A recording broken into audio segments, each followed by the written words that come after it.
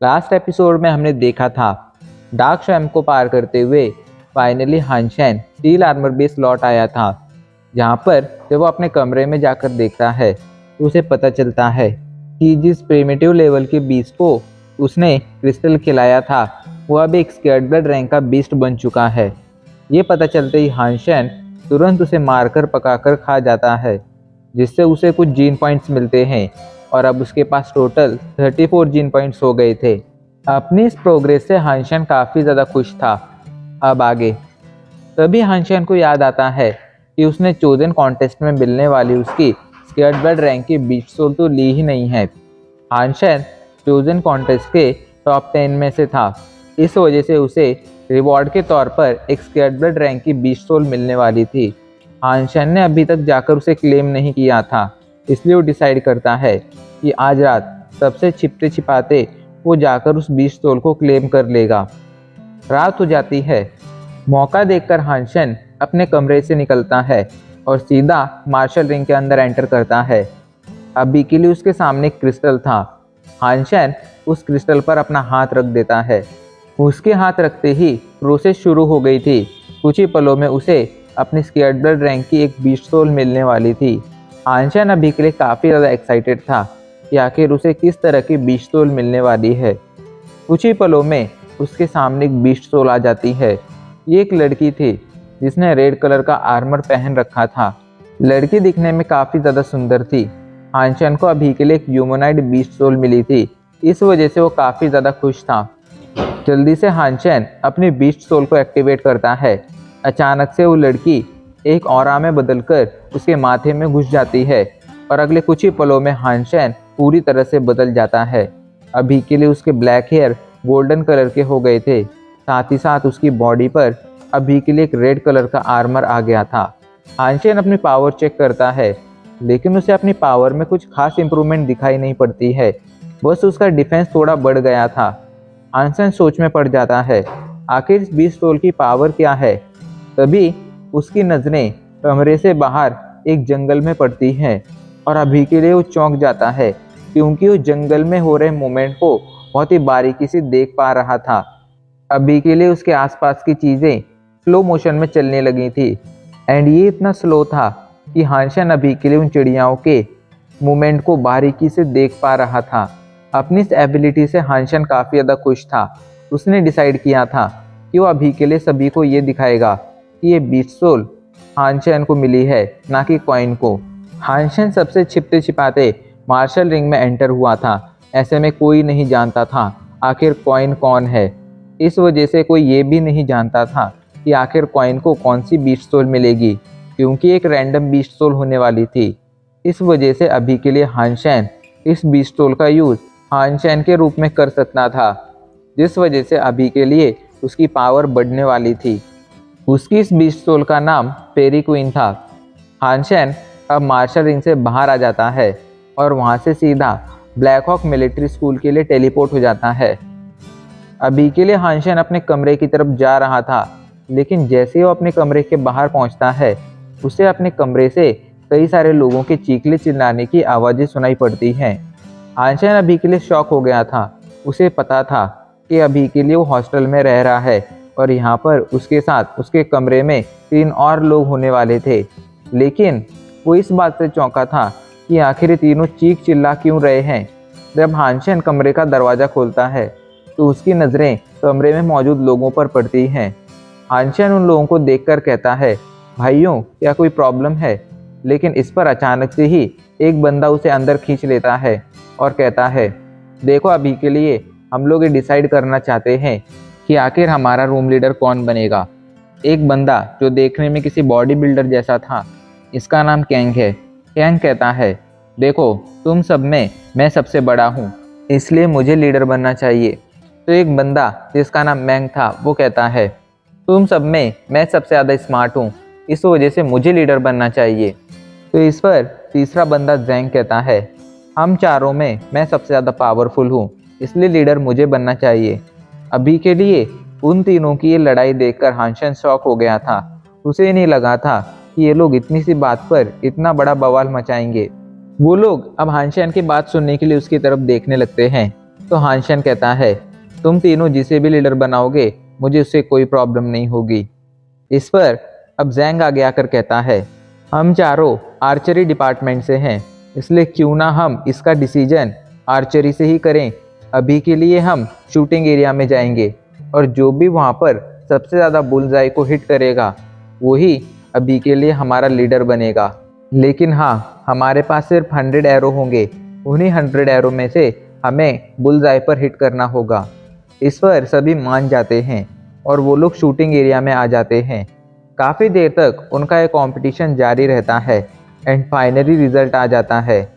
जैंग ने सबसे अच्छा परफॉर्म किया था, इस वजह से वो फर्स्ट आया था। वहीं सेकंड पोजीशन मैंग ने हासिल की थी। हानशन ने अभी के लिए थर्ड पोजीशन हासिल की थी और कैंग वो अभी के लिए काफ़ी ज़्यादा उदास लग रहा था क्योंकि वही बेचारा था जो फोर्थ आया था, मतलब सबसे बेकार रिजल्ट उसका था। उसे अपने इस बेकार रिजल्ट पर भरोसा नहीं हो रहा था, पर जो सच था वो सच था। हानशन को जो कमरा मिला था उसका रूम नंबर 304 था और अभी के लिए जैंग उनका रूम लीडर बन चुका था। ये चारों अब अपने कमरे की तरफ लौटने लगते हैं। रास्ते में ये लोग आपस में बातें करने लगते हैं ताकि एक दूसरे को और अच्छी तरह से जान सकें। रास्ते में जब ये लोग जा रहे थे तब इनकी नज़र हेवन हैंड डिपार्टमेंट पर पड़ती है। अभी के लिए वहाँ पर एडमिशन चालू थे और एडमिशन पे जो पोस्टर लगा था उस पोस्टर पे अभी के लिए यान रैन की पिक्चर थी। यान रैन की पिक्चर देखकर अचानक से ही वो तीनों आपस में बातें करने लगते हैं। वहीं उन तीनों को यान रैन के बारे में बातें करता सुन हानशन जल्दी से उस पोस्टर की तरफ देखता है और उन तीनों से पूछता है, क्या ये लड़की पॉपुलर है? अभी के लिए हानशन इस लड़की को पहचान तो गया था लेकिन उसे नहीं लगा था कि ये लड़की पॉपुलर होगी। हानशन के इस सवाल पर कैंग चौंक गया था तो जल्दी से हानशन को बताता है, ये लड़की सिर्फ पॉपुलर नहीं है बल्कि बहुत ज़्यादा पॉपुलर है। ये असल में हेवन हैंड डिपार्टमेंट की प्रेसिडेंट है और सबसे खास बात है ये एक बहुत ही पावरफुल फैमिली से आती है। ये काफ़ी ज़्यादा टैलेंटेड और पावरफुल है और इसकी खूबसूरती का तो कोई मुकाबला ही नहीं है। ये हमारे पूरे कॉलेज की, पूरे स्कूल की टॉप ब्यूटी है। कैंग और जैंग यान रैन की वजह से हेवन हैंड डिपार्टमेंट में एडमिशन लेने जाने लगते हैं, लेकिन तभी अचानक से बीच में मैंग आ जाता है और उन दोनों को रोकते हुए कहता है, क्या तुम दोनों पागल हो?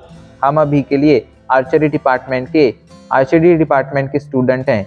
ऐसे में तुम लोग किस तरह अपने डिपार्टमेंट को छोड़कर इस हेवन हैंड डिपार्टमेंट में जा सकते हो?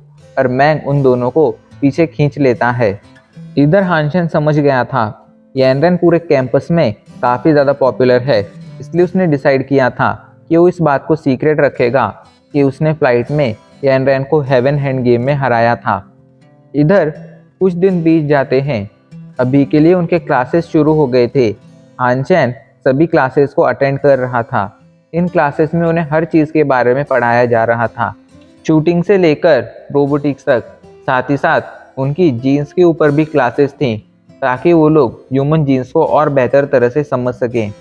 हानशन को भी अभी के लिए अपने स्कूल में मज़ा आने लगा था। एक रात को हानशन बैठकर पढ़ाई कर रहा था, तभी उसके पास क्विंग जी का फ़ोन आता है, लेकिन हानशन बिजी होने की वजह से उसका फ़ोन उठा नहीं पाया था। जब बाद में क्विंग जी के इतने सारे मिस कॉल्स देखता है तो वो चौंक जाता है और जल्दी से क्विंग जी को कॉल करता है, जहाँ पर क्विंग जी उसे बताता है कि अभी के लिए थम डील के लिए रेडी है। हानशन तुरंत वहाँ से टेलीपोर्ट होकर स्टील आर्मर बेस लौट आता है। अभी के लिए तो जल्दी से जाकर थम से मिलता है। थम हानशन को वहाँ देखकर खुश हो जाता है। हानशन की पावर ने उसे समझा दिया था कि हानशन भले ही नॉर्मल दिखता है लेकिन वो नॉर्मल है नहीं, वो काफ़ी ज़्यादा पावरफुल है।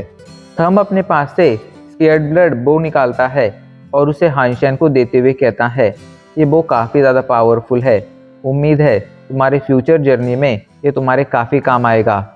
इस पर हानशन भी जल्दी से अपनी शील्ड निकालता है और उसे वो देते हुए कहता है, ये शील्ड भी काफ़ी ज़्यादा पावरफुल है और मुझे उम्मीद है इसकी मदद से तुम अभी के लिए अपने फिस्ट ग्रुप को और ज़्यादा पावरफुल बना पाओगे। उन दोनों की डील हो चुकी थी। अपने अपने वेपन्स लेकर, अपने अपने पिस्तौल लेकर वो लोग अब वहाँ से चले जाते हैं। हानशन वहाँ से टेलीपोर्ट होकर अभी के लिए अपने ब्लैक हॉक मिलिट्री स्कूल लौट आता है। लेकिन जैसे वो अपने कमरे के दरवाजे के पास पहुंचता है, अचानक से उसे कमरे के अंदर से अजीब सी आवाज़ें आने लगती हैं, जैसे कि कुछ लोग आपस में झगड़ रहे हों। हानशन को पहले तो लगता है कि अभी के लिए वो तीनों फिर से दोबारा से झगड़ रहे हैं, लेकिन कुछ ही देर में हानशन समझ गया था कि ये तीनों की आवाज़ें तो नहीं हैं। हानशन जब अंदर जाकर देखता है तो उसे पता चलता है कि अभी के लिए कैंग बुरी तरह से रो रहा है। उसकी आंखों में गुस्सा भी था, लेकिन उसकी हालत भी कुछ ज़्यादा अच्छी नहीं थी। हानशन उससे पूछता है आखिर क्या हुआ, तो कैंग उससे कहता है हानशन क्या तुम हेवन हैंड गेम में अच्छे हो? इस पर हानशन कहता है हाँ मैं ठीक ठाक ही हूँ। तभी फोन में से आवाज़ आती है कचरे, क्या तूने किसी और कचरे को बुलाया है ताकि वो हमसे फाइट कर कर हार सके? हानशन समझ जाता है कि अभी के लिए कैंग एक गेम खेल रहा था, हेवन हैंड गेम खेल रहा था, और उस गेम में उसके जो अपोनेंट थे वो काफ़ी ज़्यादा पावरफुल थे और उन्होंने अभी के लिए कैंग को बुरी तरह से हराया है। इस बात से अभी के लिए कैंग काफ़ी ज़्यादा उदास है। कैंग गुस्से में कहता है भाई हानशन, तुम्हें अपनी दोस्ती का वास्ता, आज तुझे किसी भी तरह इन लोगों को हराना होगा। ये दोनों कपल्स हैं और बहुत ही घटिया इंसान हैं। मैं अभी के लिए इस गेम में बिगिनर हूँ, इस वजह से मैं इन्हें हरा नहीं पाया, तो ये मुझे सबसे चिढ़ा रहे हैं। ये सुनकर हानशन उस कपल को समझाने की कोशिश करता है कि ये बस एक गेम है और तुम्हें इसमें लोगों को इस तरह से गालियाँ नहीं देनी चाहिए, लेकिन वो लोग नहीं सुनते हैं। तो अब हानशन भी डिसाइड कर लेता है कि वो इन दोनों को सबक सिखाएगा और वो जल्दी से हेवन हैंड गेम में लॉगिन करता है, लेकिन लॉगिन करने के लिए उसे आईडी लगने वाली थी। हानशन सोच में पड़ जाता है एंड फाइनली वो एक आईडी चुनता है। उसकी आईडी कुछ और नहीं बल्कि ये थी माई जीएफ इज येनरेन। अभी के लिए उसकी आईडी देखकर वो कपल काफ़ी ज़्यादा शॉक हो गया था। उन्हें लगता है कि ये लड़का सच में पागल है जो इस तरह की आईडी रखने की हिम्मत कर रहा है। वो लोग हानशन को कहते हैं लड़के लगता है तू मरना चाहता है, इस वजह से तू ऐसी आईडी रख रहा है। कोई बात नहीं, अभी के लिए हम तेरी इच्छा भी पूरी कर देंगे। हानशन उनकी बातों पर ज़्यादा ध्यान नहीं देता है और कुछ ही पलों में उनका गेम शुरू हो जाता है। स्टार्टिंग में हानशन कुछ ज़्यादा अच्छा परफॉर्म नहीं करता है, पर एंड में अचानक से वो अपनी स्पीड काफ़ी ज़्यादा बढ़ा देता है और सामने वाले अपोनेंट को लगभग 20 पॉइंट से हरा देता है। अभी के लिए जो कपल हारा था वो अपनी हार से काफ़ी ज़्यादा शॉक में था।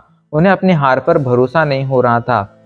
गुस्से में आकर वो कपल जल्दी से अपने कुछ और साथियों को बुला लाता है। उसके ये साथी कोई नॉर्मल इंसान नहीं थे बल्कि टॉप के प्लेयर थे, इसलिए उन लोगों को कॉन्फिडेंस था कि उनके ये साथी ज़रूर सामने वाले को हरा देंगे। अभी के लिए सामने वाले की आईडी देखकर उनके साथी भी काफ़ी ज़्यादा चौंक गए थे। वो लोग जल्दी से उससे फाइट करना शुरू कर देते हैं, लेकिन अगले कुछ ही पलों में हानशन उनके साथियों को भी हरा देता है, वो भी 20 पॉइंट से। हानशन का जिसके साथ मुकाबला हुआ था उन सभी को हानशन ने 20 पॉइंट से हरा दिया था। अभी के लिए सामने वाले इस रिजल्ट को देखकर काफ़ी ज़्यादा शॉक थे। उन्हें अपनी हार पर भरोसा नहीं हो रहा था। इधर अगले दिन ये बात पूरे कैंपस में आग की तरह फैल जाती है कि एक लड़का जिसका ID name my GF is येनरेन है, उसने अभी के लिए हमारे कैंपस के टॉप प्लेयर्स को हेवन हैंड गेम में हराया है। इस वजह से सभी लोग अभी के लिए जानना चाहते थे कि आखिर येनरेन का बॉयफ्रेंड कौन है। यहाँ तक कि येनरेन की बेस्ट फ्रेंड ली भी यही जानना चाहती थी। वो भागते हुए येनरेन के पास जाती है और उससे हंसते हुए कहती है तो तुमने इतने समय तक मुझसे बात छिपा के रखी, चलो कोई बात नहीं, अब मुझे जल्दी से बताओ आखिर तुम्हारा बॉयफ्रेंड कौन है। इस पर येनरेन चौंक जाती है और अचानक से इस सवाल पर कहती है मेरा बॉयफ्रेंड? मैंने तुम्हें पहले भी बताया है मेरा कोई बॉयफ्रेंड नहीं है, तो आखिर तुम ये सवाल क्यों पूछ रही हो? तो इस पर लीली जल्दी से उसे माई जीएफ इज येनरेन वाली आईडी दिखाती है। अभी के लिए उस आईडी को देखकर येनरेन खुद शॉक में थी। उसे ही नहीं पता था कि आखिर उसका ये बॉयफ्रेंड कौन है, लेकिन अभी के लिए वो सामने वाले पर काफ़ी ज़्यादा गुस्सा हो गई थी, क्योंकि सामने वाला पॉपुलैरिटी के लिए उसके नेम का यूज़ कर रहा था, जो बात येनरेन को बिल्कुल भी पसंद नहीं आई थी। वहीं हानशन के रूममेट्स तो अभी के लिए उसके टैलेंट से काफ़ी ज़्यादा शौक थे। उन्हें नहीं लगा था कि हानशन हेवन हैंड गेम में इतना ज़्यादा अच्छा होगा। वो हानशन को उसकी जीत पर ट्रीट मांगते हैं, और हानशैन भी उन्हें ट्रीट देने के लिए तैयार हो जाता है। रास्ते में जाते हुए हानशैन की नज़र यान रैन पर पड़ती है, लेकिन हानशैन उसे इग्नोर कर देता है। अभी के लिए हानशैन उससे बात करने नहीं जाता है और अपने साथियों के साथ जाकर उन्हें ट्रीट दे देता है। हानशैन ब्लैक हॉक मिलिट्री स्कूल से टेलीपोर्ट होकर अभी के लिए डेमन वर्ल्ड लौट आता है। वो सीधा जाकर क्वीन जुआन से मिलता है, जहाँ पर क्वीन जुआन उसे बताती है कि उसने हानशैन को अभी के लिए अपनी स्पेशल टीम में ऐड कर लिया है। तो इस पर हानशैन पूछता है, आखिर तुम्हारी स्पेशल टीम करती क्या है? तो क्वीन जुआन अजीब से मुस्कुराते हुए कहती है, हम लोग नैनी का काम करते हैं, मतलब हम लोग बेबी सिटिंग करते हैं। इस बात पर हानशैन शॉक हो जाता है और कहता है, क्या तुम लोग मिलिट्री में होकर ऐसा काम करते हो? तो इस पर क्वीन जुआन उसे एक्सप्लेन करती है, असल में हमारी स्पेशल टीम जो अमीर बच्चे होते हैं उन्हें प्रोटेक्शन प्रोवाइड करती है और उसके बदले में हमें कई सारे रिवॉर्ड्स मिलते हैं, जैसे कि एस जोन लाइसेंस और भी चीज़ें। अभी के लिए तुम हमारी टीम में एंटर कर चुके हो, स्पेशल टीम के मेंबर बन चुके हो, इसलिए मैं तुम्हें पहला मिशन दे रही हूँ। अभी के लिए एक लड़की है जिसका नाम मैंग मैंग है और तुम्हें उसे शिकार पर लेकर जाना है। तो इस पर हानशैन पूछता है, आखिर मुझे उसे कहाँ लेकर जाना है? तो क्वीन जुआन कहती है, तुम्हें उसे डेविल डेजर्ट लेकर जाना होगा। इस पर हानशैन जल्दी से मैंग मैंग की डिटेल्स मांगता है। जब हानशैन उसकी डिटेल्स चेक करता है तो हानशैन को पता चलता है कि मैंग मैंग असल में उसकी स्कूलमेट है और वो एक 16 साल की लड़की है जो एक काफ़ी रिच फैमिली से बिलोंग करती है। अभी के लिए क्वीन जुआन कहती है, हानशैन इस मिशन में तुम्हें बहुत अच्छा परफॉर्म करना होगा। अगर तुम इस मिशन में फेल हुए तो तुम्हारे साथ साथ मुझे भी पनिश किया जाएगा। हानशैन पहले तो ये मिशन नहीं लेना चाहता था, क्योंकि वो एक 16 साल की लड़की को डेविल डेजर्ट जैसी खतरनाक जगह पर लेकर नहीं जाना चाहता था। लेकिन जब उसे पता चलता है कि रिवॉर्ड के तौर पर उसे एक एस जोन लाइसेंस मिलने वाला है तो वो मान जाता है। अगले दिन वो लोग डेविल डेजर्ट के लिए रवाना हो जाते हैं। हानशैन जब मैंग मैंग से मिलता है तो काफ़ी ज़्यादा चौंक गया था, क्योंकि उसे डेमन वर्ल्ड आए सिर्फ 1 महीना हुआ था और अभी से उसके पास एक स्केर्ड रैंक की बीस्ट सोल और कुछ म्यूटेंट बीस्ट सोल थी। अभी के लिए उसकी इस प्रोग्रेस ने हानशैन को भी चौंका दिया था, पर कुछ ही समय में हानशैन समझ गया था कि एनरैन के पास जो ये चीज़ें हैं वो एनरैन ने खुद हासिल नहीं की हैं, बल्कि खरीदी हैं। उसकी पावरफुल फैमिली ने उसे बीस्ट सोल प्रोवाइड की है। मैंग मैंग काफ़ी बातूनी लड़की थी। वो हानशैन से पूछती है, भाई हानशैन, आखिर तुम किस डिपार्टमेंट में हो? तो हानशैन कहता है, मैं अभी के लिए आर्चरी डिपार्टमेंट में हूँ। हानशैन मैंग मैंग से कुछ ज़्यादा इरिटेटेड नहीं था, क्योंकि मैंग मैंग का नेचर काफ़ी ज़्यादा अच्छा था। हानशैन के साथ अभी के लिए मैंग मैंग की रक्षा करने के लिए, मैंग मैंग की प्रोटेक्शन करने के लिए कार्ड और चूशाओ भी आए थे। इस वजह से हानशैन समझ गया था कि मैंग मैंग सच में काफ़ी ज़्यादा इम्पोर्टेंट है। इसी कारण क्वीन जुआन ने इस मिशन पर उसके साथ साथ कार्ड और चूशाओ को भी भेजा है। अभी वो लोग आगे बढ़ ही रहे थे, तभी अचानक से कार्ड की नज़र एक म्यूटेंट रैंक के फॉक्स पर पड़ती है। कार्ड जल्दी से उस तरफ इशारा करता है, लेकिन जैसे ही मैंग मैंग को म्यूटेंट रैंक का फॉक्स दिखता है वो तुरंत उसके पीछे भागने लगती है। अभी के लिए वो किसी की बात नहीं सुन रही थी। उसके अचानक से इस एक्शन ने सभी को चौंका दिया था। सभी उसे रोकने की कोशिश कर रहे थे, लेकिन मैंग मैंग किसी की नहीं सुन रही थी। उल्टा अब उसने तो जल्दी से अपनी स्केर्ड ब्लड रैंक की सवारी बाहर निकाल रही थी, जो देखने में एक भालू जैसी थी। और अभी के लिए मैंग मैंग उस पर बैठकर तेजी से आगे बढ़ रही थी।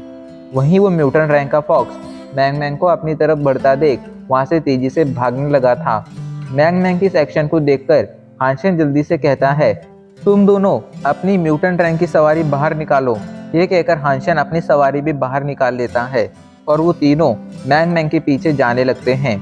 लेकिन उन तीनों के पास एक म्यूटेंट रैंक की सवारी थी, वहीं मैंग मैंग के पास अभी के लिए एक स्केर्ड ब्लड रैंक की सवारी थी, जिनकी स्पीड में बहुत ही ज़्यादा अंतर था। इस वजह से मैंग मैंग अगले कुछ ही पलों में उनकी आंखों से ओझल हो जाती है। इधर मैंग मैंग तेजी से उस म्यूटेंट रैंक के फॉक्स का पीछा करती जा रही थी। फाइनली कई किलोमीटरों तक भागने के बाद वो म्यूटेंट रैंक का फॉक्स एक जगह पर आकर रुक जाता है।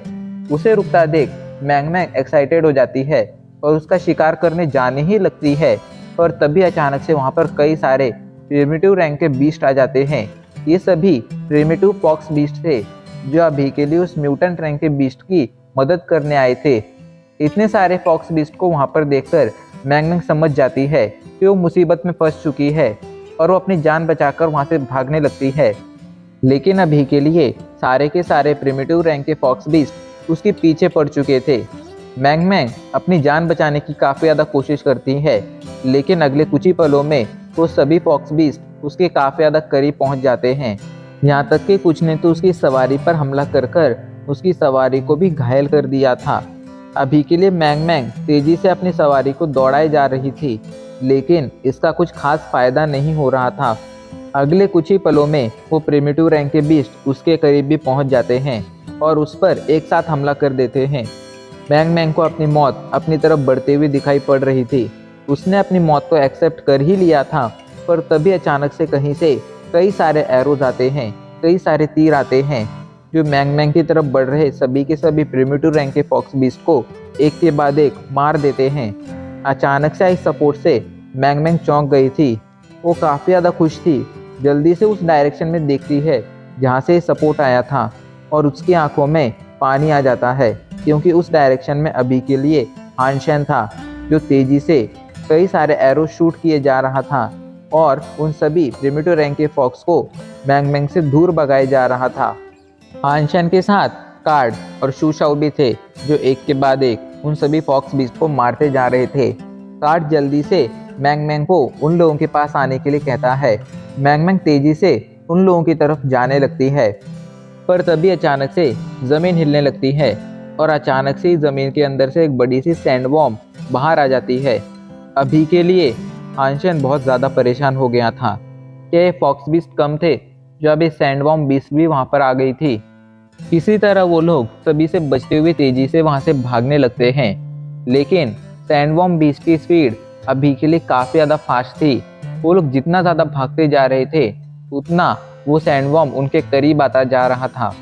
पर तभी हान शेन को याद आता है कि ये सैंड वॉर्म्स अक्सर ग्रुप में रहते हैं और ये याद आते ही हान शेन की सांसें ही अटक जाती हैं और बस उसकी सोचने भर की देर थी। अचानक से ज़मीन कांपने लगती है और कई सारे सैंड वॉर्म ज़मीन से बाहर आ जाते हैं। अभी के लिए उन सभी ने हान शेन का पीछा करना शुरू कर दिया था। ये देखकर हान शेन जल्दी से मैंग मैंग को अपनी तरफ खींचता है। उसने मैंग मैंग को अपनी सवारी पर खींच लिया था। उन्हें जल्द से जल्द कोई ना कोई डिसीजन लेना था ताकि वो जल्द से जल्द यहाँ से बचकर भाग सकें। हान शेन जल्दी से कार्ड से कहता है, तुम रास्ता साफ करो, और कार्ड तुरंत रास्ता साफ करने लगता है। वो तेजी से एक के बाद एक प्रिमिटिव रैंक के सभी फॉक्स को मारते जा रहा था, साथ ही साथ सैंड वॉर्म्स को भी मारते जा रहा था, लेकिन उसका स्टैमिना भी बहुत जल्द ख़त्म होते जा रहा था। पर किसी तरह वो चारों रास्ता साफ करते हुए आगे बढ़ते जा रहे थे। मैंग मैंग को लग रहा था कि अभी के लिए वो जिस मुसीबत में पड़े हैं उसकी वजह से पड़े हैं, इसलिए वो खुद को ब्लेम करने लगती है। तो हान शेन कहता है, तुम्हें अभी के लिए खुद को ब्लेम करने की ज़रूरत नहीं है। हम लोग तुम्हारे साथ इस मिशन पर आए हैं और ऐसे में अगर हम तुम्हें प्रोटेक्ट करने में असमर्थ रहते हैं तो इसका मतलब ये होगा कि हम लोग काबिल नहीं हैं, इसलिए तुम्हें ज़्यादा सोचने की ज़रूरत नहीं है। अभी के लिए अपने दिमाग को शांत रखो। हान शेन की बात सुनकर फाइनली मैंग मैंग शांत हो जाती है। इधर कार्ड एक के बाद एक प्रिमिटिव रैंक के बीस्ट को मारते हुए रास्ता साफ करते जा रहा था। उन लोगों को लगा था कि वो लोग बच चुके हैं, पर तभी अचानक से उनके सामने कई सारे प्रिमिटिव रैंक के और भी फॉक्स बीस्ट आ जाते हैं और इन सभी फॉक्स बीस्ट के बीच में एक ऑरेंज कलर का फॉक्स बीस्ट भी था जिसके सर पर एक सींग था। हान शेन जैसे ही उसे देखता है तो तुरंत पहचान जाता है ये तो स्केर्ड ब्लड रैंक का फॉक्स बीस्ट है। और अभी के लिए हान शेन ने समझ गया था कि स्केर्ड ब्लड रैंक का फॉक्स बीस्ट इन सभी का राजा है, मतलब इन सभी फॉक्स बीस्ट का राजा है। ऐसे में जब तक ये फॉक्स बीस्ट यहाँ पर रहेगा, इन लोगों को ऑर्डर देता रहेगा, तब तक तो हान शेन के लिए यहाँ से बचकर भागना लगभग इम्पॉसिबल है। फिर से खुद को मुसीबत में देखकर यानरन रोने लगती है और कहती है, ये सब मेरी वजह से हुआ है, आप लोग मुझे यहीं पर छोड़ दीजिए और मेरी चिंता मत कीजिए। मेरी वजह से ये सब हुआ है, इसलिए इसकी कीमत मैं खुद चुकाऊंगी, चाहे उसके बदले में मुझे अपनी जान ही क्यों ना देनी हो। इतने जल्दी हम हार नहीं मान सकते हैं। ये कहकर हानशेन जल्दी से यानरैन को अपनी 20 सोल के ऊपर से नीचे उतारता है और उससे उसके खंजर मांगता है। यानरैन भी उसे अपनी खंजर दे देती है। हानशेन जल्दी से अपनी बेल्ट से यानरैन को खुद से बांध लेता है और तेजी से अभी के लिए अपने हाथों में खंजर लेकर खुद को फेरी क्वीन में बदलता है और तेजी से आगे बढ़ने लगता है। अभी के लिए उसके रास्ते में जो भी फॉक्स बीस्ट आ रहा था, हानशेन उसे गाजर मूली की तरह काटते जा रहा था। उसकी आंखों में कोई भी दया नहीं थी। लगातार उसकी पावर स्क्रीन पर नोटिफिकेशंस आते जा रहे थे, लेकिन हानशेन की नज़रें उन नोटिफिकेशन पर नहीं जा रही थी, क्योंकि अभी के लिए उसके पास इतना टाइम ही नहीं था। फेरी क्वीन का ट्रांसफॉर्मेशन ज़्यादा से ज़्यादा 10 मिनट तक ही रह सकता था। ऐसे में हानशेन के पास अभी के लिए सिर्फ 10 ही मिनट थे खुद को, मैंग को, सुशाओ को और कार्ड को यहाँ से जिंदा बाहर ले जाने के लिए। इसलिए वो अपना बिल्कुल भी वक्त बर्बाद नहीं करने वाला था। इधर कार्ड को अचानक से समझ आ जाता है ये फॉक्स बीस्ट असल में प्रिमिटिव रैंक के फॉक्स बीस्ट को आगे भेजकर अभी के लिए सिर्फ उनकी एनर्जी खत्म करना चाहता है, जिसके बाद ये फॉक्स किंग जब उनकी एनर्जी खत्म हो जाएगी तब उन पर हमला करेगा। यही सोचकर वो जल्दी से इस बारे में हानशेन को बताता है, तो हानशेन सोच में पड़ जाता है। फाइनली वो अपने पास से जल्दी से अपना म्यूटेंट रैंक का एरो और अपना स्केयर्ड ब्लड रैंक का बो निकालता है और उस स्केयर्ड ब्लड रैंक के फॉक्स किंग की तरफ निशाना साध लेता है। अभी के लिए हानशेन जोरदार तरीके से उसकी तरफ एरो शूट कर देता है। हानशेन का एरो तेजी से उसकी तरफ बढ़ रहा था, लेकिन फॉक्स बीस्ट को इस बात पर पूरा कॉन्फिडेंस था कि हानशेन का एरो उस तक नहीं पहुंचेगा, क्योंकि वो हानशेन से सच में बहुत ज़्यादा दूर था। लेकिन उसने हानशेन को कम आंक लिया था। अगले कुछ ही पलों में हवा की स्पीड से वो एरो फॉक्स बीस्ट के सामने पहुंच गया था और इससे पहले कि फॉक्स बीस्ट उससे बच पाता, वो एरो सीधा जाकर फॉक्स बीस्ट को लग जाता है। फॉक्स बीस्ट के घायल होने की वजह से सभी के सभी प्रिमिटिव रैंक के फॉक्स बीस्ट अभी के लिए तितर बितर हो जाते हैं। फॉक्स किंग के घायल होने की वजह से अभी के लिए उन्हें ऑर्डर देने वाला कोई नहीं था। इस वजह से अभी के लिए वो क्या कर रहे थे ये उन्हें खुद समझ नहीं आ रहा था। हानशेन, कार्ड और बाकी सभी को लगता है कि वो लोग अब सुरक्षित बच चुके हैं और वो लोग वहाँ से भागने लगते हैं, पर तभी अचानक से वो फॉक्स किंग अचानक से ज़मीन से बाहर आता है। अभी के लिए वो एक बड़े से सैंड वॉर्म पर था और सैंड वॉर्म देखने में बहुत ही अलग दिख रहा था। असल में वो गोल्डन कलर का था। ये देखकर हानशेन तुरंत समझ जाता है कि एक स्केयर्ड ब्लड रैंक का सैंड वॉर्म है। हानशेन समझ गया था कि फॉक्स बीस्ट अभी के लिए उन पर खुन्नस पकड़ चुका है और जब तक वो हानशेन को नहीं मारेगा तब तक वो शांत नहीं होगा। इस वजह से हानशेन डिसाइड करता है कि अभी के लिए वो लोग दो ग्रुप में बट जाएंगे। कार्ड और सुशाओ दूसरे डायरेक्शन में चले जाते हैं। इधर हानशेन वैंग मैंग के साथ अभी के लिए दूसरे डायरेक्शन में आ जाता है, लेकिन अभी भी वो फॉक्स बीस्ट सैंड वॉर्म पर सवार होकर उन लोगों का पीछा कर रहा था। हानशेन और मैंग मैंग काफ़ी देर तक आगे बढ़ते रहते हैं। अभी के लिए वो लोग मैंग मैंग की सवारी पर आगे बढ़ रहे थे, इस वजह से उनकी स्पीड काफ़ी अच्छी थी। पर काफ़ी देर तक आगे बढ़ने के बाद उनके सामने एक बड़ी सी खाई आ जाती है। उस खाई को देखकर मैंग मैंग पूछती है आखिर हमें क्या करना चाहिए। तभी हानशेन के पास एक आइडिया आता है। वो तुरंत कहता है जल्दी से तुम्हारे माउंट को, तुम्हारी सवारी को इस खाई में छलांग लगाने के लिए कहो। हानशेन की बात सुनकर मैंग मैंग चौंक गई थी, क्योंकि अगर वो इस खाई में छलांग लगा देते तो वो तुरंत मारे जाते, क्योंकि ये खाई बहुत गहरी थी। लेकिन हानशेन जोर देता है एंड फाइनली मैंग मैंग उसकी बात मानकर जल्दी से अपनी सवारी को खाई में छलांग लगाने का ऑर्डर देती है। उसकी सवारी जैसे ही खाई में छलांग लगाती है, इधर हानशेन पीछे मुड़कर उस गोल्डन सैंडवॉर्म पर अपने एरो से हमला कर देता है। हानशेन का एरो सीधा जाकर गोल्डन सैंडवॉर्म की आंख पर लगा था, जिस वजह से वो गोल्डन सैंडवॉर्म अभी के लिए बुरी तरह से घायल हो गया था। इधर अभी के लिए हानशेन मैंग मैंग के साथ खाई में गिर रहा था। तभी वो मैंग मैंग को अपनी सवारी को वापस लेने के लिए कहता है। मैंग मैंग जैसे ही अपनी सवारी को वापस लेती है, हानशेन तुरंत उसकी आंखें बंद कर लेता है और अपने पास से उस पर्पल ड्रैगन की विंग बाहर निकालता है और तुरंत ज़मीन पर लैंड कर जाता है।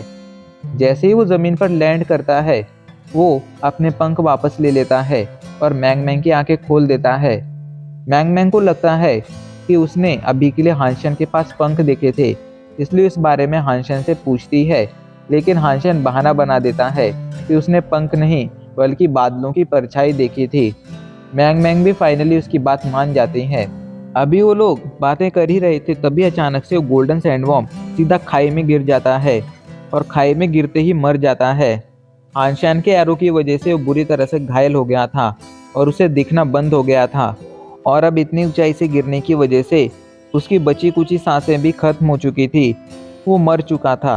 हानशैन के पास नोटिफिकेशन आता है, गोल्डन सैंडवर्म मारा गया, आपको गोल्डन सैंडवर्म की 20 सोल हासिल हुई है। ये सुनकर हानशैन काफ़ी ज़्यादा खुश हो जाता है, क्योंकि आज उसे दो 20 सोल हासिल हुई थी। काफ़ी सारे प्रिमिटिव रैंक के फॉक्स को मारने के बाद हानशैन को कुछ म्यूटेंट रैंक के फॉक्स भी मिले थे, और जब हानशैन ने उनमें से कुछ म्यूटेंट रैंक के फॉक्स को मारा था, तब हानशैन को उनमें से एक की 20 सोल भी हासिल हो गई थी। अभी के लिए हानशैन काफ़ी ज़्यादा खुश था। वहाँ से वो मैंग मैंग के साथ स्टील आर्मर बेस लौट आता है। यहाँ लौटकर हानशैन जब क्विंजुआन के पास अपना एस जोन लाइसेंस मांगने जाता है, तब क्विंजुआन उसे बताती है कि उसे अभी एस जोन लाइसेंस नहीं मिलेगा।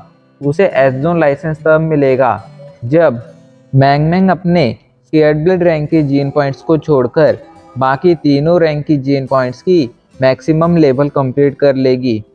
इस बात ने हानशैन को काफ़ी ज़्यादा नाराज़ किया था, पर वो कुछ कर भी नहीं सकता था। इस वजह से उसे क्विंजुआन की बात माननी पड़ती है। इधर ब्लैक हॉक मिलिट्री स्कूल में हमें यांग शाओ नाम के एक बंदे को दिखाया जाता है, जो अभी के लिए मार्शल आर्ट की प्रैक्टिस कर रहा था। उसकी प्रैक्टिस और उसकी प्रोग्रेस देखकर अभी के लिए वहाँ मौजूद लड़कियाँ उसकी दीवानी हुई जा रही थी। तभी वहाँ पर यू फैंग आ जाता है। यू फैंग उन सभी लड़कियों को इग्नोर करते हुए सीधा यांग शाओ के पास जाता है और उसे कहता है, माई GF इज येन रेन, क्या यह आईडी तुम्हारी है? तो इस पर यांग शाओ कहता है, मेरे पास तुम्हारे जैसा फालतू टाइम नहीं है कि मैं किसी लड़की के नाम पर अपनी कोई आईडी बनाऊं और उस लड़की के पीछे अपना टाइम वेस्ट करूं। वो आईडी मेरी नहीं है। ये सुनकर यू फैंग आगे कुछ नहीं कहता है और वहाँ से चला जाता है। यू फैंग असल में यान रैन के पीछे पड़ा था। वो यान रैन को काफ़ी ज़्यादा पसंद करता था। ब्लैक हॉक मिलिट्री स्कूल में हेवन हैंड गेम में वो नंबर 1 पर था, लेकिन यान रैन ने उसे कभी भाव नहीं दिया था, और अभी के लिए एक लड़का यान रैन को अपनी गर्लफ्रेंड बता रहा था। इस वजह से अभी के लिए यू फैंग काफ़ी ज़्यादा गुस्से में था एंड वो उस लड़के को सबक सिखाना चाहता था। उसे पहले तो लगा था कि ये आईडी यांग शाओ की है, पर जब उसे कंफर्म हो गया था कि ये आईडी यांग शाओ की नहीं है, तो फिर वो सोच में पड़ जाता है कि आखिर ये आईडी किसकी है, और वो इंटरनेट पर उस लड़की के लिए चैलेंज डाल देता है। उसने चैलेंज डाला था कि माई GF इज येन रेन, ये जिसकी भी आईडी है, अगर उसमें हिम्मत है तो आकर मुझसे मुकाबला करे। अगर उस फाइट में वो जीता तो वो जो चाहे वो कर सकता है, लेकिन अगर वो हारा तो उसे येन रेन से माफ़ी मांगनी होगी, साथ ही साथ अपना आईडी नेम भी चेंज करना होगा। इधर हानशैन जब टेलीपोर्ट होकर ह्यूमन वर्ल्ड लौट आता है और ब्लैक हॉक मिलिट्री स्कूल में मौजूद अपने कमरे की तरफ जाने लगता है, तब उसे लोगों की बातें सुनाई पड़ती हैं। जब वो अपने कमरे में जाकर अपने दोस्तों से इस बारे में पूछता है, तो उसे पता चलता है कि अभी के लिए यू फैंग नाम के एक बंदे ने उसके लिए चैलेंज डाला है। Yu Fang heaven hand game का नंबर 1 प्लेयर है और वो यान रैन के पीछे पड़ा है। वो यान रैन का सबसे बड़ा दीवाना है एंड अभी के लिए वो चाहता है कि तुम मुझसे फाइट करो, और अगर उस फाइट में तुम हार जाते हो तो तुम यान रैन से माफ़ी मांगो। हानशैन तुरंत समझ जाता है कि अभी के लिए ये यू फैंग नाम का बंदा उसका यूज़ कर यान रैन को इम्प्रेस करना चाहता है, पर हानशैन भी इतना दूध का दुल्हा हुआ नहीं था। वो भी अच्छी तरह से जानता था कि ऐसे लोगों को कैसे सबक सिखाया जाता है। वो तुरंत यू फैंग के चैलेंज को एक्सेप्ट कर लेता है। जैसे ही वो चैलेंज को एक्सेप्ट करता है, अचानक से ही पूरे कैंपस में बवाल मच उठता है। सभी लोग अभी के लिए उनका मैच देखने के लिए काफ़ी ज़्यादा एक्साइटेड थे। हानशैन ने मैच की टाइमिंग रात के 10:30 रखी थी, इसलिए सभी लोगों को आज रात के 10:30 बजने का इंतज़ार था। इधर सभी लोग नहीं बल्कि यैनरैन खुद भी इस मैच को देखने के लिए काफ़ी ज़्यादा एक्साइटेड थी। वो भी जानना चाहती थी कि आखिर ये बंदा कौन है जो उसका बॉयफ्रेंड होने का दावा कर रहा है। इस वजह से अभी के लिए वो भी इस मैच को देखने वाली थी। वहीं हानशेन चैलेंज एक्सेप्ट करने के बाद नहाने चला जाता है। नहाने के बाद जब हानशेन अपने म्यूटेंट रैंक के उस फॉक्स के बीच सोल का टाइप चेक करता है तो उसे पता चलता है कि इस फॉक्स की बीच सोल का टाइप असल में सवारी है। हानशेन के पास पहले से ही सवारी थी जो उसे ब्रदर फिस्ट से मिली थी। उसके पास मौजूद सवारी भी म्यूटेंट रैंक की सवारी थी। ऐसे में अभी के लिए हानशेन को एक और म्यूटेंट रैंक की सवारी की ज़रूरत नहीं थी। ऐसे में हानशेन इसे बेचकर अच्छे पैसे कमा सकता था। इस म्यूटेंट रैंक की सवारी को साइड में रखो। हानशेन को तो सबसे ज़्यादा एक्साइटमेंट अभी के लिए अपने उस स्केर्ड ब्लड रैंक के बीस्ट के बीस्ट सोल टाइप को देखने के लिए हो रही थी। हानशेन जल्दी से गोल्डन सैंडवॉर्म के बीस्ट सोल का टाइप चेक करता है और बेचारा उदास हो जाता है। गोल्डन सैंडवॉर्म के बीस्ट सोल का टाइप असल में पेट था। हानशेन के पास पहले से ही म्याऊथ था। ऐसे में अभी के लिए वो दूसरे पेट का क्या करेगा ये उसे खुद पता नहीं था। साथ ही साथ उसका म्याऊथ तो अभी तक इवॉल्व नहीं हुआ था। ऐसे में हानशेन आखिर किस तरह इस स्केर्ड ब्लड रैंक की उसके पेट को इवॉल्व कर पाएगा ये उसे खुद भी नहीं पता था। पर जो भी था उसका था। ऐसे में उसे एक्सेप्ट करना ही था। इसलिए हानशेन इस बारे में ज़्यादा नहीं सोचता है। फाइनली रात के 10:30 बज जाते हैं। अचानक से ही सभी लोग जल्दी से इंटरनेट पर लॉगिन करते हैं और सभी लोग मैच रूम में आ जाते हैं। मैच रूम में लिमिटेड स्पेस था। यहाँ पर लोग रुककर असल में सामने हो रही फाइट को देख सकते थे। अभी के लिए सभी लोग यहाँ पर यूफैंग और माई जीएफई यैनरैन की फाइट को देखने आए थे। सभी लोग इस फाइट के लिए हद से ज़्यादा एक्साइटेड थे। पर सभी लोग जिसका इंतज़ार कर रहे थे उसने ही अभी तक लॉगिन नहीं किया था। बट फाइनली वो बंदा भी लॉगिन कर लेता है। फाइनली माई जीएफई यैनरैन वहाँ पर आ चुका था। जैसे ही सभी लोग उसे देखते हैं सभी लोग उसे घूरने लगते हैं। अभी के लिए किसी को भी उसका चेहरा नहीं दिख रहा था। ऐसे में कोई भी ये पता नहीं लगा सकता था कि आखिर ये बंदा कौन है। वहीं कुछ ही पलों में यूफैंग और माई जीएफई यैनरैन का मैच शुरू हो जाता है। मैच शुरू होते ही यूफैंग एक के बाद एक सभी पॉइंट्स को टैप करने लगता है और उसका स्कोर तेज़ी से बढ़ने लगता है। अभी के लिए वो लगातार पॉइंट्स को टैप किए जा रहा था। सभी लोग ये देखकर जल्दी से माई जीएफई यैनरैन के परफॉर्मेंस को देखने जाते हैं, लेकिन वो तो कुछ कर ही नहीं रहा था। उसने तो अभी तक एक पॉइंट को तक हिट नहीं किया था। उसकी सेक्शन ने सभी को चौंका दिया था। सभी लोग आपस में बातें करने लगते हैं। क्या ये बंदा डर चुका है? क्या उसे डर लग रहा है कि वो यूफैंग को नहीं हरा पाएगा, इसलिए उसने पहले ही हार मान ली है? ये सवाल सिर्फ इन नॉर्मल लोगों के बीच नहीं बल्कि यैनरैन के खुद के मन में भी दौड़ रहा था। उसने माई जीएफई यैनरैन के पुराने वीडियोस देखे थे जिससे वो समझ गई थी कि ये बंदा कमज़ोर तो बिल्कुल नहीं है। तो फिर आखिर ये कोशिश क्यों नहीं कर रहा है? कहीं ये ऑफलाइन तो नहीं चला गया है?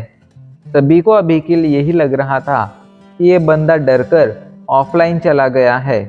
इधर हानशेन के रूममेट्स उससे कहते हैं, भाई हानशेन आखिर तुम कर क्या रहे हो? तुम अभी तक पॉइंट्स को हिट करना शुरू क्यों नहीं किया है? क्या तुम हारना चाहते हो? इस पर हानशेन अजीब तरह से मुस्कुराते हुए कहता है, ये बंदा कुछ ज़्यादा ही स्लो है। अब मैं इसे दिखाता हूँ असली स्पीड किसे कहते हैं। इधर स्कोर लगातार बढ़ते जा रहा था। अभी के लिए यूफैंग का स्कोर 74 हो गया था और माई जीएफई यैनरैन का स्कोर 0 था। इस वजह से सभी को लगा था कि अब माई जीएफई यैनरैन हारने वाला है। पर तभी अचानक से माई जीएफई यैनरैन कहता है, सॉरी अभी तक मैं टॉयलेट में था, इस वजह से मैच को शुरू नहीं कर पाया। चलो अब मैच को शुरू करते हैं। सभी को लगता है कि ये बस बहाने बना रहा है ताकि अपनी हार को छिपा सके, लेकिन हानशेन को भला इस बात से क्या ही फर्क पड़ता था। वो जल्दी से मैच को शुरू कर देता है। वो एक के बाद एक सभी स्पॉट्स को टैप करने लगता है। उसकी स्पीड इतनी ज़्यादा कमाल की थी कि वो बस एक बार में 9 स्पॉट्स को टैप कर पा रहा था। उसकी स्पीड ने सभी को चौंका दिया था। यू फेंग तक उसका मुकाबला नहीं कर पा रहा था। ये बैटल अगले कुछ और सेकंड्स तक चलती है एंड अगले कुछ ही सेकंड्स में हान शेन ने सभी के सभी 100 पॉइंट्स को टैप कर लिया था। इधर यू फेंग सिर्फ 80 पॉइंट्स को टैप कर पाया था।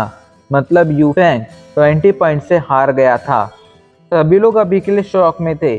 किसी को यकीन नहीं हो रहा था कि बाकी सभी की तरह हान शेन ने माई जीएफई जियान रैन ने यू फेंग को तक 20 पॉइंट से हरा दिया है। यहाँ तक कि यू फेंग को खुद को ये भरोसा नहीं हो रहा था। इधर यान रैन और उसकी रूममेट लिली भी अभी के लिए शॉक में थे। सभी के बीच में अभी के लिए इस मैच के बारे में चर्चा शुरू हो गई थी। वहीं जिसकी वजह से इतना बड़ा बवाल मचा था वो तो अभी के लिए अपने दोस्तों को कैंटीन में ट्रीट दे रहा था। जीत की खुशी में हान शेन के रूममेट्स ने उसे ट्रीट मांगी थी और हान शेन ने उन्हें ट्रीट दी भी थी। तभी कैंग कहता है, तुम चिंता मत करना हान शेन, मैंने तुम्हारा नमक खाया है। ऐसे में मैं कभी भी किसी को ये पता नहीं चलने दूंगा कि माई जीएफई जियान रैन तुम ही हो। इस पर हान शेन मन ही मन सोचने लगता है, क्या ये लोग मेरी सीक्रेट की वजह से मुझे ब्लैकमेल करने वाले हैं? और हान शेन को नहीं लगता था कि वो लोग ऐसा कुछ करेंगे भी। और जो भी था अभी के लिए उसका ये सीक्रेट ही रहने वाला था। वो लोग खाना खा ही रहे थे तभी अचानक से पीछे से कोई आकर कहता है, सीनियर हान शेन आप भी यहाँ पर हैं? हान शेन जब पीछे मुड़कर देखता है तो वहाँ पर मैंग मैंग खड़ी थी। मैंग मैंग के साथ अभी के लिए 2 और लड़कियाँ थीं। हान शेन जब उन दोनों लड़कियों की तरफ देखता है तो वो दोनों अपना इंट्रोडक्शन देती हैं। पहली लड़की कहती है, हेलो सीनियर, मैंने आपके बारे में काफ़ी कुछ सुना है, मेरा नाम जैन जैन है। और दूसरी कहती है, मैंने भी मैंग मैंग के मुंह से आपके बारे में काफ़ी कुछ सुना है, मेरा नाम वैंग चुन है। हान शेन उन लोगों को वहाँ पर देखकर चौंक गया था। हान शेन मुस्कुराते हुए कहता है, तो हम दोबारा से मिल गए। इधर हान शेन के दोस्त उसे चिढ़ाने लगते हैं। हान शेन, आखिर तुम इन 3 जूनियर्स को कैसे जानते हो? आखिर क्या बात है? हान शेन उन्हें समझाने जाता है लेकिन वो लोग हान शेन की बात नहीं सुनते हैं।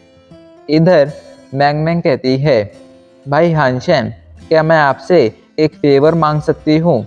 तो हान शेन पूछता है, बोलो ना, आखिर तुम्हें मेरी कौन सी मदद चाहिए? तो इस पर मैंग मैंग जल्दी से कहता है, असल में अभी के लिए हमारे डिपार्टमेंट में लोगों की कमी है, क्या आप हमारे डिपार्टमेंट को ज्वाइन करेंगे? तो इस पर हान शेन कुछ कहता उससे पहले ही कैंग आगे आकर कहता है, हाँ क्यों नहीं, हम लोग ज़रूर तुम्हारे डिपार्टमेंट को ज्वाइन करेंगे। उसके ऐसा कहते ही जल्दी से मैंग मैंग के चेहरे पर एक मुस्कान आ जाती है। तभी कैंग पूछता है, आखिर तुम कौन से डिपार्टमेंट से हो? तो मैंग मैंग मुस्कुराते हुए कहती है, हम तीनों हैवी वॉर मशीन डिपार्टमेंट से हैं। उनकी बात सुनकर अचानक से ही हान शेन के तीनों दोस्त चौंक जाते हैं। उन तीनों को अभी के लिए बहुत बड़ा शौक लगा था। तीनों ने ही नहीं सोचा था कि ये प्यारी सी दिख रही लड़कियां असल में हैवी वॉर मशीन डिपार्टमेंट से होंगी। लेकिन उन लोगों ने पहले ही अब इन्हें वादा कर दिया था तो वो लोग पीछे भी नहीं हट सकते थे। हान शेन को तो कुछ फ़र्क नहीं पड़ता था कि आखिर वो किस डिपार्टमेंट में जाता है। अभी के लिए उसके पास काफ़ी फ्री टाइम था और मैंग मैंग उसकी क्लाइंट थी, साथ ही साथ उसका बिहेवियर भी काफ़ी अच्छा था। ऐसे में हान शेन को उसके लिए heavy war machine department join करने में कोई प्रॉब्लम नहीं थी। वो चारों इन तीनों लड़कियों के साथ हैवी वॉर मशीन डिपार्टमेंट में आ जाते हैं। यहाँ पर जल्दी से मैंग मैंग अपने प्रेसिडेंट को हान शेन और उसके दोस्तों का इंट्रोडक्शन देती है और उनसे कहती है कि ये तीनों अभी के लिए heavy war machine department join करना चाहते हैं। उनकी बात सुनकर प्रेसिडेंट पैटी, जिसे हम मोटू कहेंगे, और स्किनी, जिसे हम पतलू कहेंगे, अभी के लिए चौंक गए थे। वो दोनों अच्छी तरह से जानते थे कि आर्चरी डिपार्टमेंट के जो स्टूडेंट होते थे उनकी फिटनेस काफ़ी ज़्यादा लो होती थी, ऐसे में अगर वो heavy war machine department join कर भी लेते हैं तो भी इसका हैवी वॉर मशीन डिपार्टमेंट को कोई खास फायदा नहीं होगा। लेकिन मैंग मैंग को हानचैन पर पूरा भरोसा था, इस वजह से वो लोग अब आगे कुछ नहीं कहते हैं। मैंग मैंग जल्दी से हानचैन और उसके दोस्तों को हैवी वॉर मशीन्स दिखाती है। अभी के लिए वहाँ पर 3 हैवी वॉर मशीन्स थी, जिनमें से एक का नाम कंस्ट्रक्टर, दूसरी का नाम राइनो और तीसरी का नाम ट्रांसपोर्ट आरएस था। अभी के लिए उन वॉर मशीन्स को देखकर हानचैन के सभी दोस्त काफ़ी ज़्यादा शॉक हो गए थे एंड सभी लोग काफ़ी ज़्यादा एक्साइटेड फील कर रहे थे। वो लोग सच में यहाँ पर रोज़ आकर ट्रेनिंग करना चाहते थे, क्योंकि उन लोगों के पास सच में काफ़ी फ्री टाइम होता था। ऐसे में वो लोग यहाँ पर आकर ट्रेनिंग कर कर खुद को और बेहतर बना सकते थे। इसी बारे में हानचैन का दोस्त मैंग मैंग से पूछता है तो मैंग मैंग कहती है, तुम लोग जब चाहो तब यहाँ आकर ट्रेनिंग कर सकते हो। हानचैन भी मन ही मन सोचता है, मेरे पास अक्सर फ्री टाइम रहता है, ऐसे में मैं यहाँ आकर अपनी स्किल्स को और ज़्यादा इम्प्रूव कर सकता हूँ। वैसे भी मेरी आर्चरी काफ़ी ज़्यादा अच्छी है, ऐसे में मुझे आर्चरी को और ज़्यादा इम्प्रूव करने की वैसे भी ज़रूरत नहीं है। ऐसे में मैं अगर यहाँ पर आकर ट्रेनिंग करता हूँ तो मैं इन वॉर मशीन्स को चलाना भी सीख सकता हूँ, जिसका शायद आगे चलकर मुझे फ़ायदा होगा।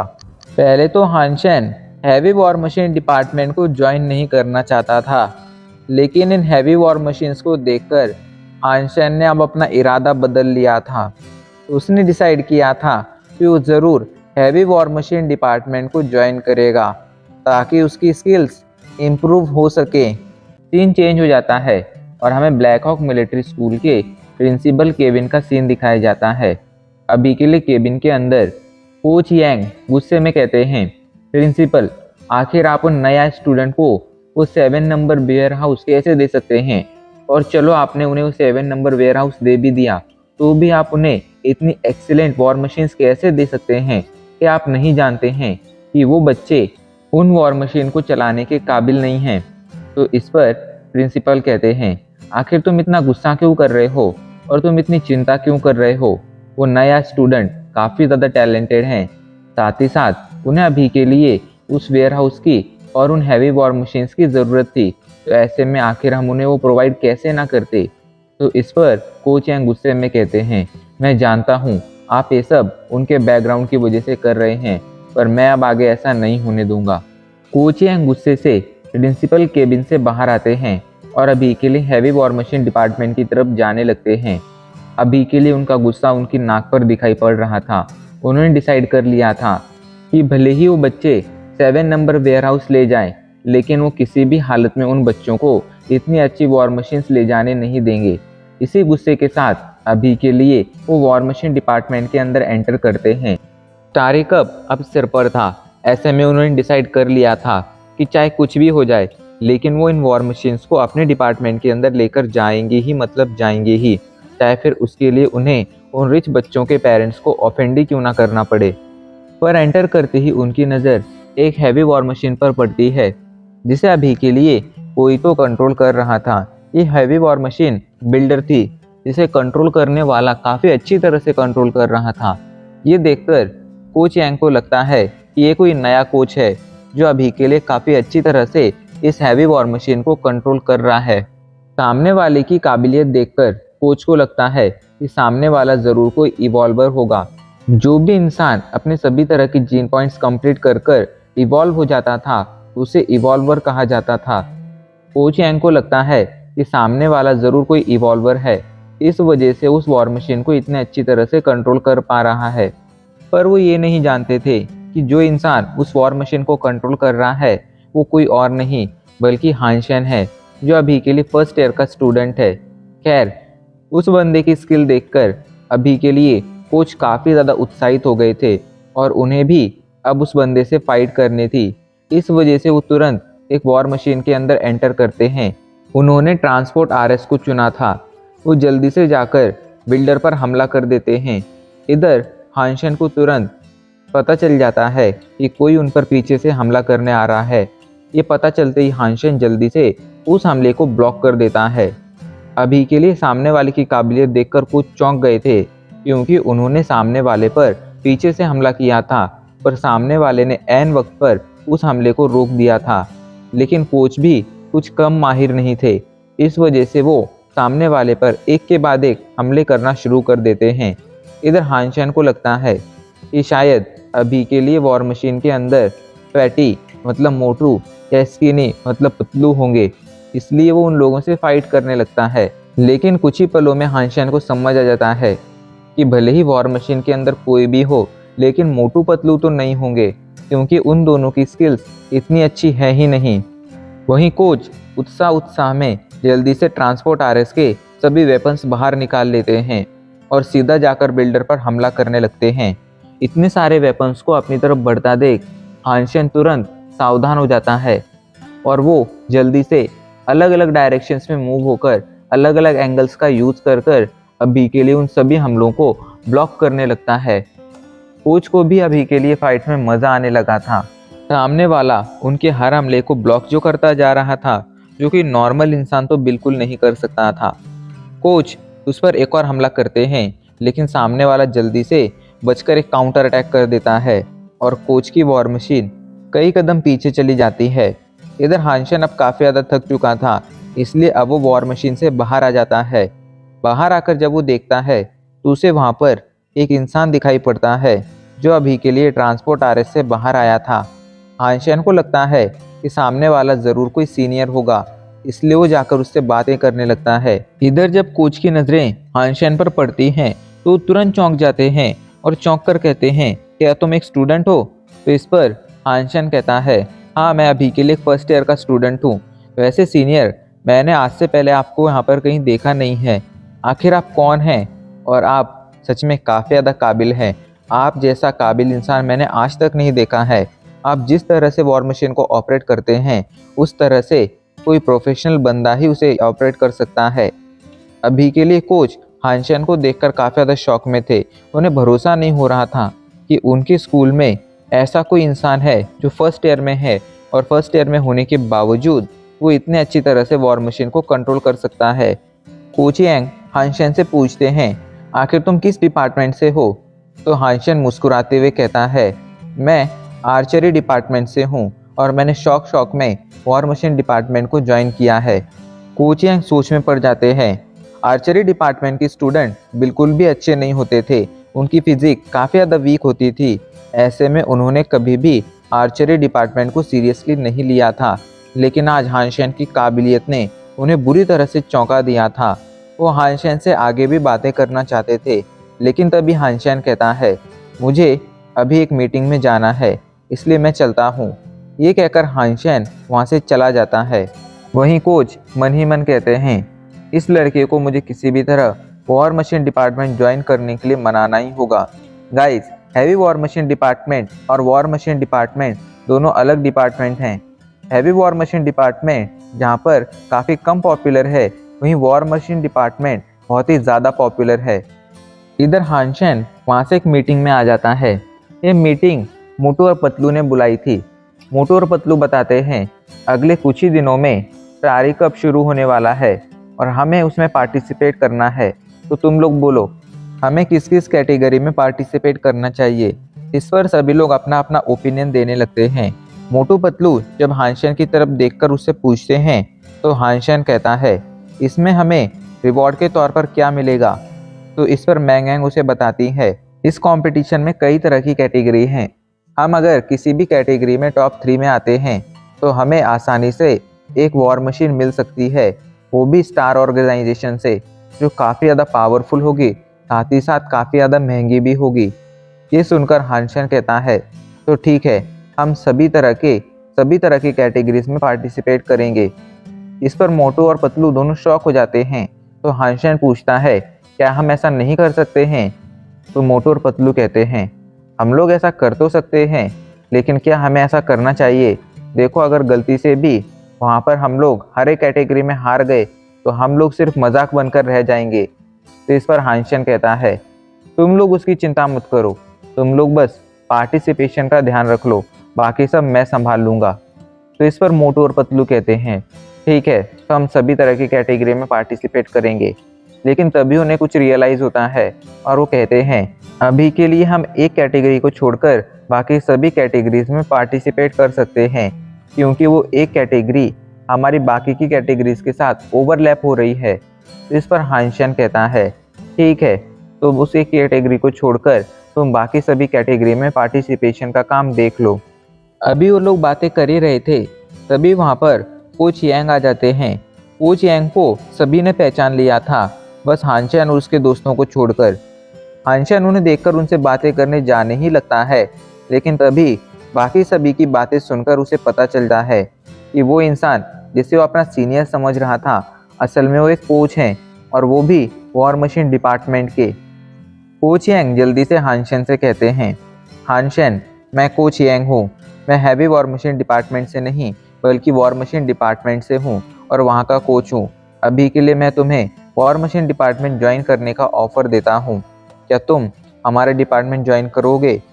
तो इस पर सभी लोग शॉक में आ जाते हैं। वो लोग अच्छी तरह से जानते थे कोच यांग कितने ज़्यादा स्ट्रिक्ट हैं। उन्होंने आज तक बहुत से स्टूडेंट को रिजेक्ट किया था, लेकिन ऐसा पहली बार हो रहा था कि वो किसी स्टूडेंट को खुद आकर रिक्रूट कर रहे हैं और उसे अपने डिपार्टमेंट को ज्वाइन करने के लिए कह रहे हैं। सभी को लगता है कि हानशन उनका डिपार्टमेंट ज्वाइन करने के लिए तुरंत मान जाएगा, लेकिन तभी हानशन कहता है, सॉरी कोच, अभी के लिए मैं आपका डिपार्टमेंट ज्वाइन नहीं कर सकता हूँ। मुझे हैवी वॉर मशीन डिपार्टमेंट में काफ़ी ज़्यादा इंटरेस्ट है, इसलिए मैं यहीं पर रहना चाहता हूँ। उसकी बात सुनकर कोच तो कोच, बाकी सभी स्टूडेंट भी शॉक में थे। उनमें से किसी को भी यकीन नहीं हो रहा था कि हानशन ने कोच यांग के ऑफर को सीधा मना कर दिया है। वहीं हानशन के पास अपनी कुछ वजहें थी कोच यांग के ऑफर को रिजेक्ट करने की।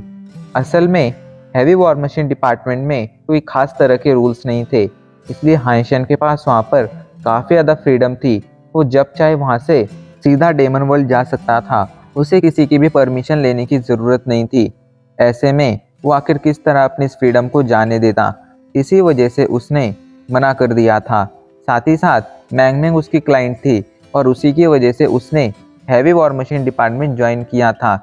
ऐसे में अगर हानशन अभी के लिए पीछे हटता और वॉर मशीन डिपार्टमेंट को ज्वाइन कर लेता, तो इसका मतलब ये होता कि वो अपने क्लाइंट के साथ गद्दारी कर रहा है, और हानशन ऐसा बिल्कुल भी नहीं करने वाला था। हानशन का डिसीजन सुनकर कोच यांग शॉक में चले गए थे। वो किसी तरह खुद को संभालते हैं और फिर कहते हैं, देखो हानशन, तुम काफ़ी ज़्यादा टैलेंटेड हो, और जो ये हैवी वॉर मशीन डिपार्टमेंट है वो तुम्हें डिज़र्व नहीं करता है। मैं तुम्हें टाइम देता हूँ, दोबारा से सोचो, और जब तुम्हारा मन बदल जाए तब तुम कभी भी आकर वॉर मशीन डिपार्टमेंट को ज्वाइन कर सकते हो।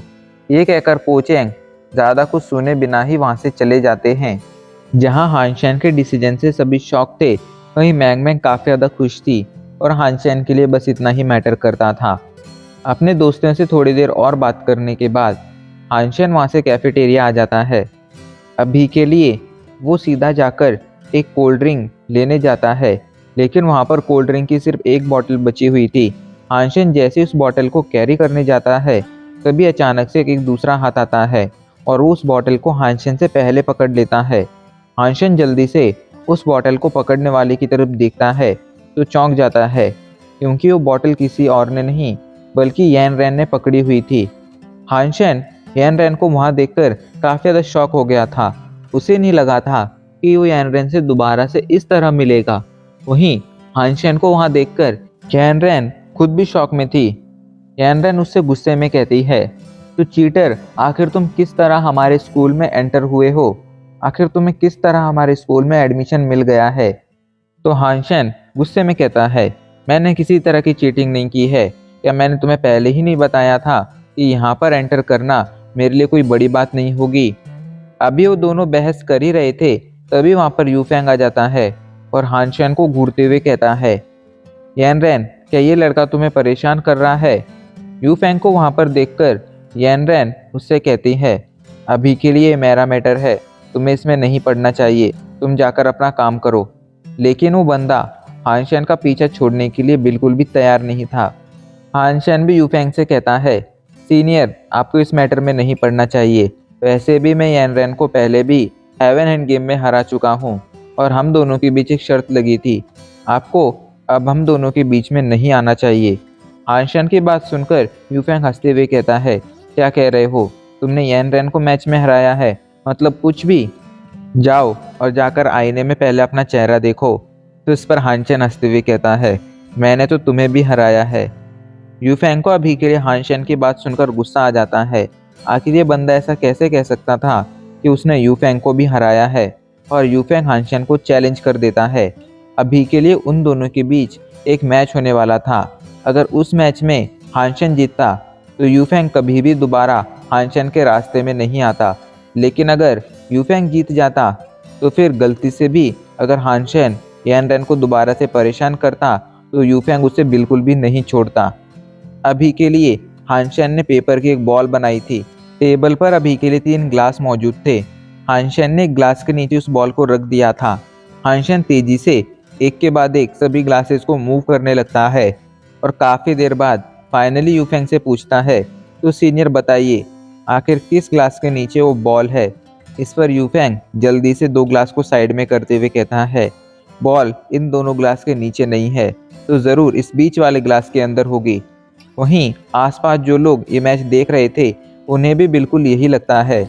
लेकिन तभी अचानक से जैसे यूफेंग उस ग्लास को हटाता है तो बॉल तो उसके नीचे भी नहीं थी। एंड इस बात ने यूफेंग को शॉक कर दिया था। तभी हानशन अपना हाथ दिखाते हुए कहता है, बॉल वहाँ पर नहीं बल्कि मेरे हाथ में है, मतलब आप ये मैच हार चुके हैं। वहीं हानशन की इस काबिलियत को देखकर, हानशन की स्किल को देखकर कैनरन खुद शॉक में थी। उसने भी हानशन ने कब और किस तरह उस बॉल को उन कप के नीचे से निकालकर, उन ग्लास के नीचे से निकालकर अपने हाथ में ले लिया है, वो एक खुद नहीं देख पाई थी। अब तुम यहाँ से फूट लो। जिसके बाद वो यान रैन से कहता है, यान रैन मैंने ये मैच जीता है, तो अब रिवॉर्ड के तौर पर क्या तुम मेरे साथ डेट पर चलोगी? ये बात सुनकर यान रैन गुस्से में आ जाती है। एंड यहीं हमारा ये एपिसोड खत्म हो जाता है।